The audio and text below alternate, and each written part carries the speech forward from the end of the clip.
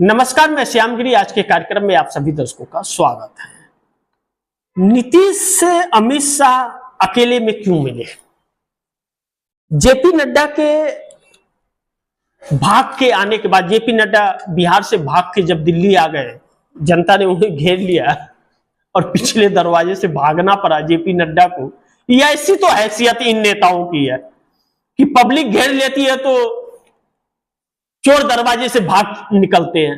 सरकार चोर दरवाजे से बना लेंगे, नेताओं को चोर दरवाजे से तोड़ लेंगे और भाग भी जाएंगे जनता से बच करके चोर दरवाजे से। तो अमित शाह चले गए, अमित शाह अकेले में मिले मौर्या होटल में बिहार के पटना, और नीतीश कुमार ने क्लास लगा दी। नीतीश कुमार से सीट बंटवारे के मुद्दे पर मिले थे और सीट बंटवारे के मुद्दे पर 101 प्लस 102 के फार्मूले पर नीतीश कुमार ने मानने से इनकार कर दिया।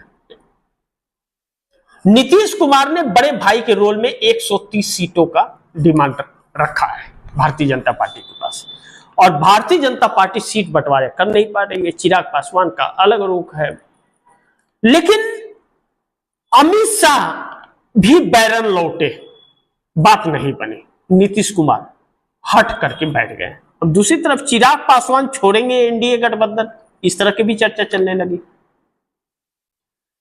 चूंकि चिराग पासवान 50 सीटों से कम पर नहीं मान रहे हैं, 50 सीटों से कम अगर चिराग पासवान को दिया गया तो चिराग पासवान एनडीए छोड़ देंगे, मंत्री पद से इस्तीफा दे देंगे।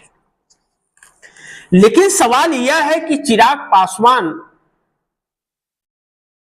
मंत्री पद से इस्तीफा देके एनडीए छोड़ करके बिहार में चुनाव लड़ेंगे तो क्या नरेंद्र मोदी से समर्थन वापस लेके चुनाव लड़ेंगे? क्योंकि अगर नहीं समर्थन वापस लिया तब तो एनडीए के ही हिस्सा रहेंगे वो। ऐसे में नीतीश कुमार भी मोदी को झटका दे सकते हैं। यह चाल नहीं चलने वाली है। इसी बात को लेकर अमित शाह से रगड़ा चल रहा है नीतीश कुमार का, और चिराग पासवान मोदी के कठपुतली बन करके बिहार में खेल रहे हैं। दूसरी तरफ मांझी को भाजपा लगा देगी किनारे। जीतन राम मांझी जो 15 से 20 सीटों पर आ गए हैं और भाजपा 7-8 सीटों से ज्यादा देना नहीं चाहती है उनको। अब ऐसे में मांझी मान रहे हैं, मांझी कह रहे हैं कि हमारी पार्टी तो 60 सीटों के लिए कहती थी, मैं 40 सीटों पर मान जाऊंगा क्योंकि गठबंधन का बात है। फिर 30 पर आ गए, अब 20 पर आ गए, और भाजपा 20 सीटें भी देने को तैयार नहीं है। यानी कि भाजपा 10 के ऊपर जाने को तैयार ही नहीं है मांझी को लेकर, और उस 10 में भी 3-4 भाजपा अपने कैंडिडेट को खड़ा करेगी, और मांझी मान नहीं रहे हैं। तो क्या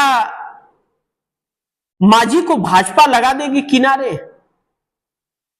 कि चलो भैया तुम अकेले तो हो, तुम अगर एनडीए गठबंधन में नहीं भी रहे, तुम अगर मोदी को समर्थन नहीं भी दिए तो 272 की जगह 293 सीटें हैं, सांसद हैं सरकार में, 292 हो जाएंगे, क्या फर्क पड़ता है? तो जीतन राम मांझी न घर के होंगे न घाट के, एक सीट भी निकाल पाना मुश्किल होगा। और जो सांसद बने हैं वह भाजपा के दम पे बने हैं, अपने दम पर तो वो वोट पाए नहीं है। तो अब उलझने बढ़ रही हैं, तो जीतन राम मांझी को भाजपा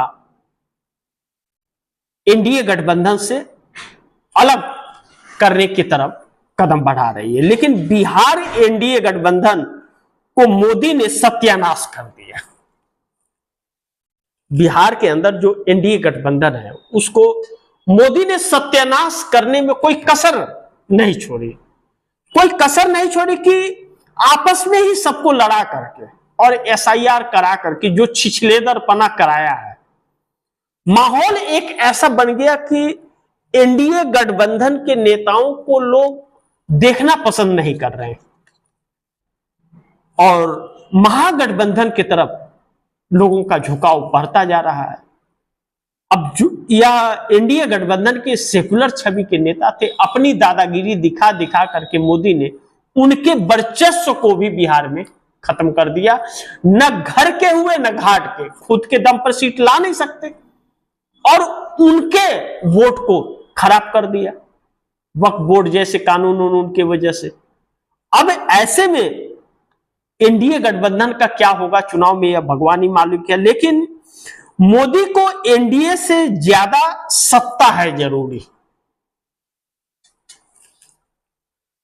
अब मोदी का यह भी मानना है कि अब चिराग पासवान या जीतन राम मांझी या उपेंद्र कुशवाहा या नीतीश कुमार, जब बिहार में इनका वर्चस्व नहीं रहेगा तो अभी जो सांसद हैं उनको हमारे पास रहना मजबूरी हो जाएगा।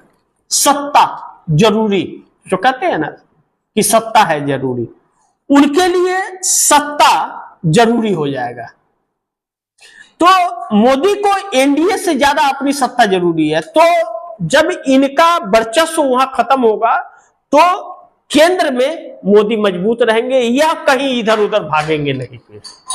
मोदी यह सोच रहे हैं, बाकी होगा क्या यह वक्त बताएगा, लेकिन इस वक्त मोदी यही सोच रहे हैं। दूसरी तरफ मोदी को नीतीश ही लगा देंगे किनारे। अब मोदी से बड़ा कद है नीतीश कुमार का राजनीतिक कैरियर।